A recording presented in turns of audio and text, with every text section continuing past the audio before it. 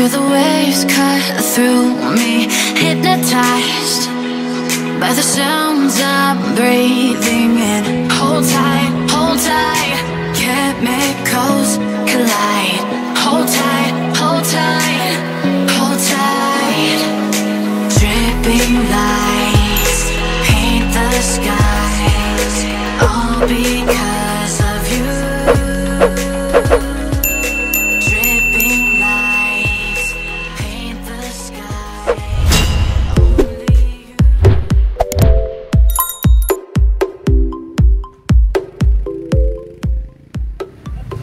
Selamat pagi Bu. Permisi, disekat dulu Bu ya. 362. Mohon izin Bu, mau kemana? Kadeng, mau silakan bisa langsung ke sana ya Bu. Sama-sama.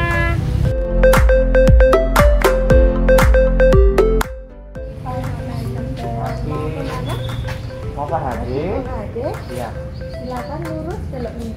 Oh iya. Makasih ya Mbak. Sama-sama.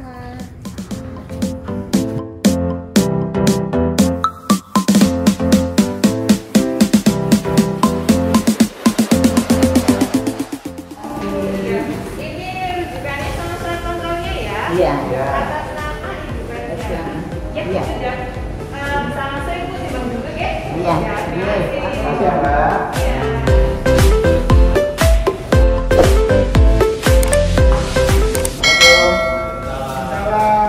Selamat pagi Bu Ana, selamat datang. Cantiknya batiknya hari ini.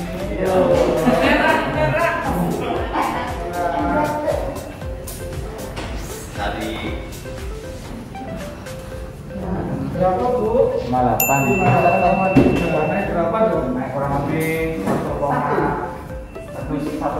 lah ya.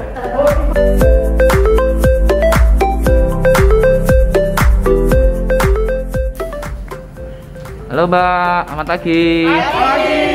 Gimana, sehat semuanya? Sehat. Hari ini ada berapa pasien yang mau di-HD rencananya pagi ini? Ada 14 pasien. 14 pasien. Siap semua ya? Siap. Sukses buat Karsa, bye.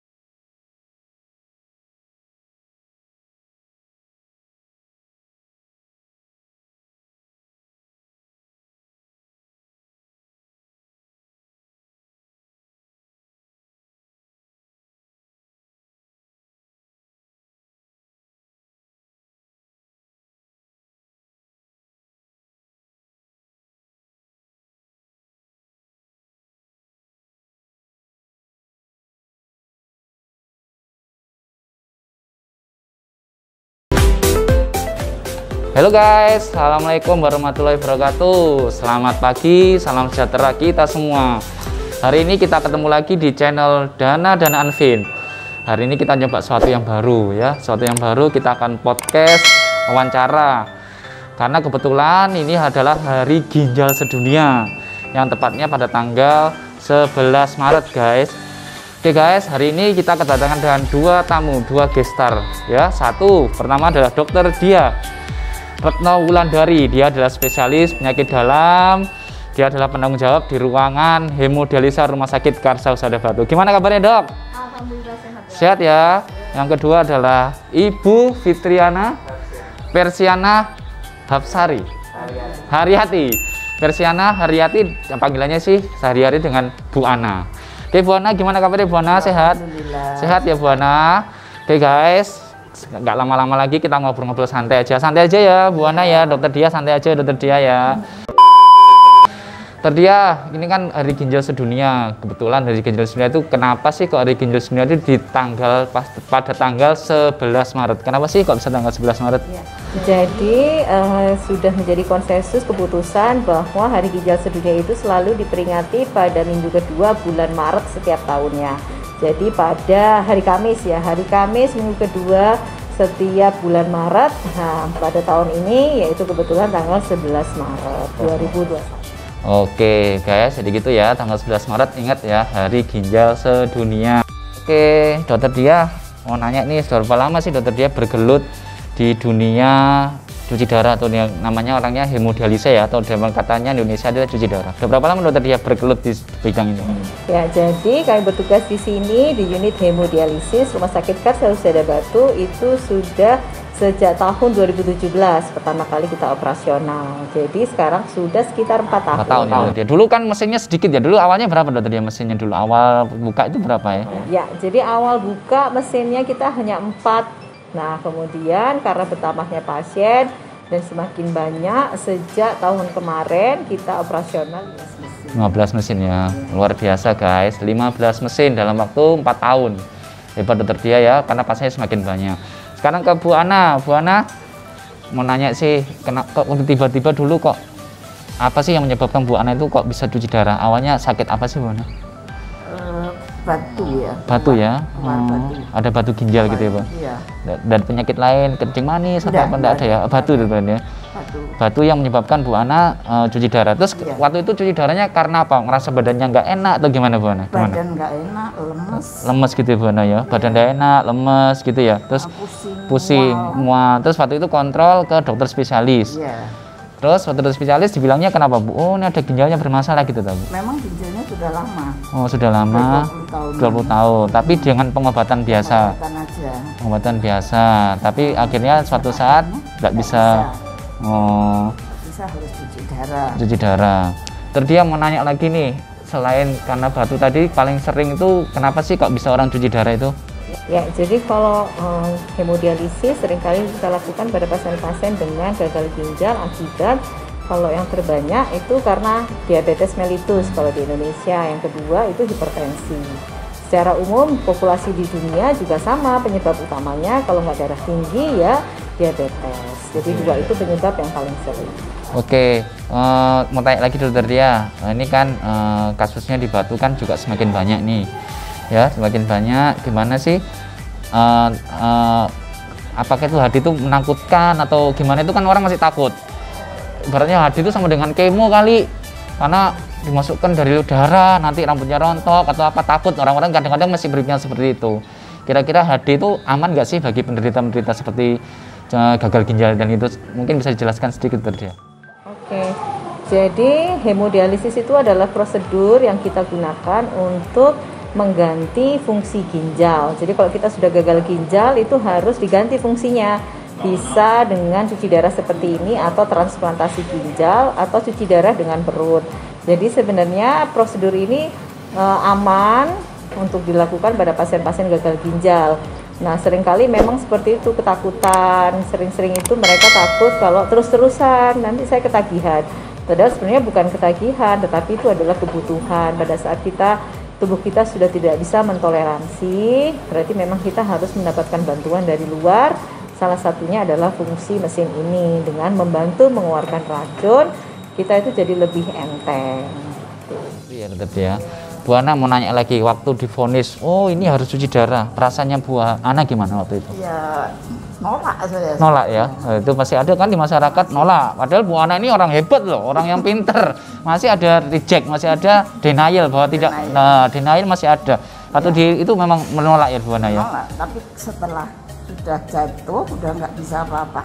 Terpaksa baru mau. Nah, itu guys, jadi ya masyarakat harus tahu bahwa jangan sampai terlambat ya Dokter Dia ya. Kalau terlambat nanti berakibatnya bisa lebih parah ginjalnya. Untungnya masih bisa diselamatkan dengan hadi Bu Ana ini. Setelah dicuci darah Bu Ana, kira-kira lebih enakan atau gimana Bu Ana? Dengan adanya hadi lebih enak Bu Ana ya. Jauh lebih enak ya Bu Ana. Kelihatan kalau Bu Ana ini kelihatan lebih strong, lebih fresh, lebih cantik lah ibaratnya setelah di hadi, bukan tambah jelek, tambah sehat ya Dokter Dia ya. Biasa gitu dokter dia. Reaksinya apa sih dokter dia? Biasanya setelah HD itu apa sih yang terjadi? Jadi kalau untuk cuci darah itu ada beberapa komplikasi, ada komplikasi selama cuci darah dan itu setelahnya. Kalau selama cuci darah biasanya bisa tensinya jadi naik ya, kemudian atau gulanya jadi turun, jadi pusing, jadi lemes, kadang-kadang juga bisa kram ya.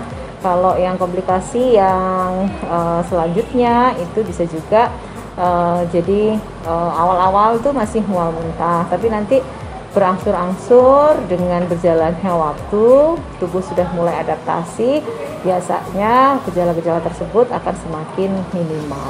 Atau saat cuci darah ada gejala itu bisa diatasi tapi dokter dia ya? Bisa ya, pasti ya? Diatasi, tapi secara umum kalau sudah itu ya Bu ya, biasanya sehari itu masih agak loyo-loyo, tapi besoknya itu udah. Oh gitu. Sehari nggak bisa apa-apa. Sehari nggak bisa apa-apa setelah kemo. Oh gitu ya Bu ya, itu proses ya dokter dia ya? Iya, jadi itu masih adaptasi, beberapa orang itu masih yang adaptasinya kayak gitu. Cuman banyak juga yang sudah ini yang sudah lama, mereka datang sendiri ke sini. Jadi pulangnya juga sendiri, bawa motor sendiri. Jadi sudah aktivitas biasa, mereka sudah nggak punya keluhan. Ini orang-orang biasanya nanya dokter dia, berapa kali sih harus HD itu dalam seminggu? Sampai kapan sih HD itu dilakukan? Kalau di kemo kan jelas kadang-kadang 6 kali selesai. Kalau HD itu berapa lama dokter dia? Ya, jadi kalau HD itu tergantung kebutuhan. Kalau misalnya mereka yang memang biasanya karena diabetes, karena darah tinggi. Nah, kalau sudah seperti itu, kalau sudah jatuh ke gagal ginjal kronik, itu harus terus HD selamanya. Tetapi bagi yang punya batu, yang mungkin masih awal-awal, itu bisa cuman HD, cuman sebulan, 3 bulan, setelah itu mereka sudah nggak perlu lagi bisa, gitu ya. Jadi tergantung kebutuhan, tapi secara umum kalau yang sudah gagal ginjal kronis, yaitu terus menerus. Oke, nah itu Bu Ana, gimana sih? Kan jelas dokter dia bilang Bu Ana, gagal ginjal pasti harus hemodialisa cuci darah tiap minggu. Gimana sih biar nggak bosen? Jadi masyarakat biar tahu gimana sih caranya biar nggak bosen, biar kita manut mematuhi dokter dia itu gimana trik and triknya Bu Ana? Bu Ana kan sekarang manut nih, tiap minggu datang, jam segini datang, pulang itu manut lah. Gimana supaya masyarakat tuh menurut Bu Ana gimana supaya nggak bosen lah untuk ke rumah sakit? Awalnya nggak nolak ya. Nolak ya Bu Ana. Pertama kali udah ada rasa enak, baru terus ya ketagihan. Kayak ketagihan. Ya itu tadi terdia ya, biasanya dibilang ketagihan, tapi ketagihan cuman itu kan untuk kesehatan. Iya. Bukan untuk kayak narkoba yang ketagihan itu bukan. Ini ketagihannya memang untuk kondisinya enak biasanya. Setelah cuci darah biasanya Bu Ana sehat. Terus gimana Bu? Ingat, aku malas, ada nggak perasaan tiap aku malas berono maneh? Tapi didorong sama keluarga ya. Oh gitu ya. Keluarga tetap berpengaruh supaya ingin sehat. Oh gitu ya Bu Bisa Ana. main sama cucu. Nah guys ya itu loh. Jadi hidup itu menentukan memang Tuhan, tapi manusia mampu berikhtiar. Ya dokternya berikhtiar, pasiennya juga harus berikhtiar. Jadi sama-sama ya Bu Ana ya. Sebegitu ya. Oke. Sekarang pertanyaan berikutnya dokter dia. Nih supaya ini kan sekarang banyak tuh, ada yang masih muda ada kena gagal ginjal, ya yang sudah tua juga ada. Pesan dan kesan untuk yang anak milenial zaman sekarang ini kan hidupnya banyak lifestyle-nya yang kurang sehat. Jadi menurut dia mungkin ada pesan-pesan bagi anak-anak muda, anak milenial sama orang tua agar tidak terjadi atau sakit gagal ginjal. Menurut dia. Ya, jadi untuk rekan-rekan semuanya, sayangi ginjal kita. Kalau yang masih sehat, selalu lakukan upaya perubahan gaya hidup menjadi lebih sehat. Terutama perbanyak minuman, minum air putih yang cukup 1,5 sampai 2 liter sehari. Kira-kira itu sekitar 10 gelas sehari. Tapi perubahan gaya hidup secara menyeluruh itu wajib. Jadi tetap harus istirahat cukup, makan yang sehat, ya olahraga. Selain itu jauhi merokok dan narkoba. Untuk yang orang dewasa, dokter dia mungkin sudah penyakit diabetes itu gimana atau gimana supaya tidak sampai gagal ginjal, gimana dokter dia?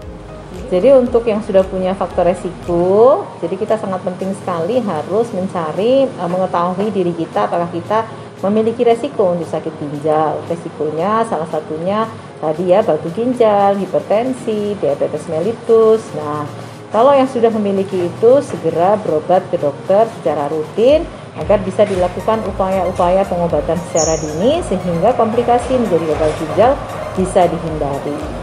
Oh, gitu ya tadi ya. Oke. Bu Ana berapa jam sehari rata-rata cuci darah sehari itu? 5 jam ya. Awalnya 3 jam, 4 jam. Sekarang jadi ya rata-rata 3 sampai 5 jam ya Bu Ana. Ya itu merupakan memang suatu proses, tapi ya kita harus menjalani. Karena itu suatu usaha kita agar kita tetap sehat dokter Dia ya. Terus Bu, ini sekarang nanya lagi, ini kan sekarang di Karsausada. Rumahnya jauh dari Malang ke Karsausada. Gimana nih Karsausada Bu pelayanannya untuk adiknya?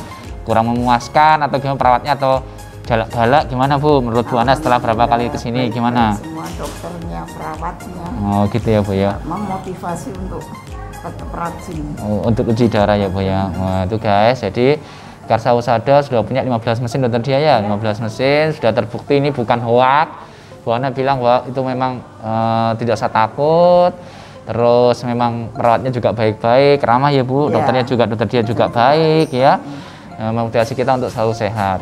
Bu Ana ada pesan nggak untuk masyarakat?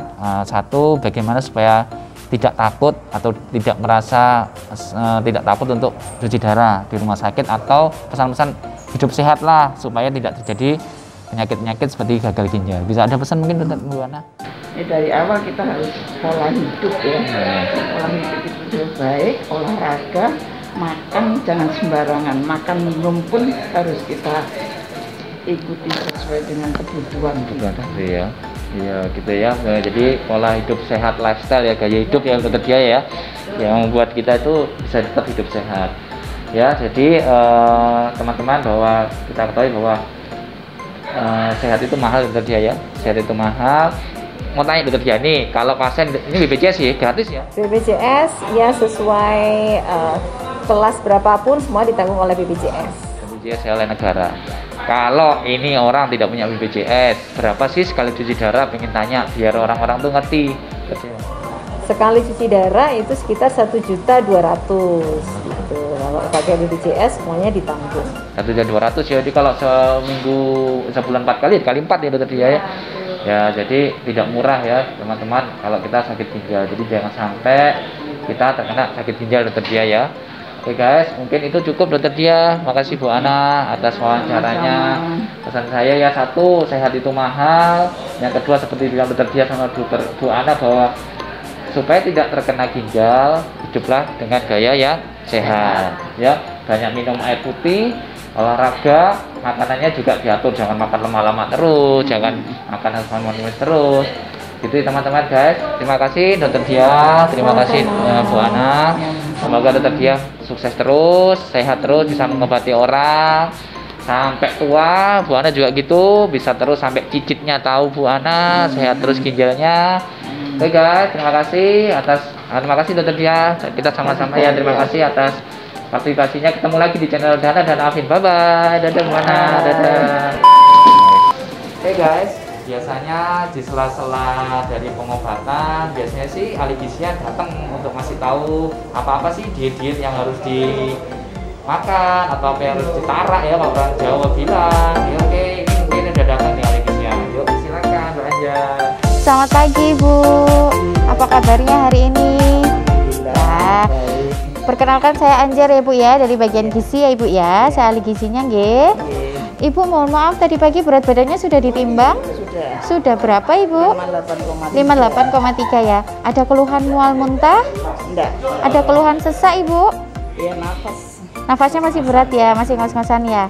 Ibu mohon maaf, untuk makannya tadi pagi bisa makan seberapa banyak? 3 sendok ya. 3 sendok untuk nasinya aja? Ya.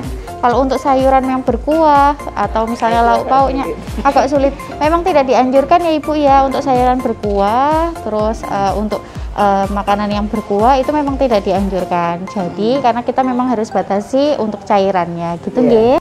Mohon maaf, ini ada leaflet untuk terapi dialisis. Ini ada bahan makan yang dianjurkan dan bahan makan yang tidak dianjurkan untuk Ibu nanti di rumah, gitu ya. Nanti ini bisa dibaca ulang, kalau ada yang ditanyakan bisa menghubungi ahli gizinya. Gitu nggak Ibu? Terima kasih, monggo. Biasanya kalau sudah selesai hemodialisa, perawatnya akan KIE atau mengedukasi atau memberikan saran pada pasien. Oke guys, ini ada data nih Mbak Ani. Silakan Mbak Ani. Hai. Bu, kan ini hadirnya udah selesai ya. Jangan lupa hari Kamis datang lagi ya. Insya Allah. Oke, jangan lupa minum obatnya yang teratur. Iya. Nggih? Iya. Jaga kesehatan nggih Bu nggih. Nanti kalau sewaktu-waktu ada keluhan langsung ke UGD mawon nggih sebelum hari Kamis. Iya. Nggih. Iya, Mbak. Makasih Mbak Ani. Sama-sama. Hai guys, terima kasih sudah menyaksikan channel Dana dan Anvin. Jangan lupa subscribe, like, and share. Dan jangan lupa lagi klik tombol loncengnya, gratis kok. Thank you.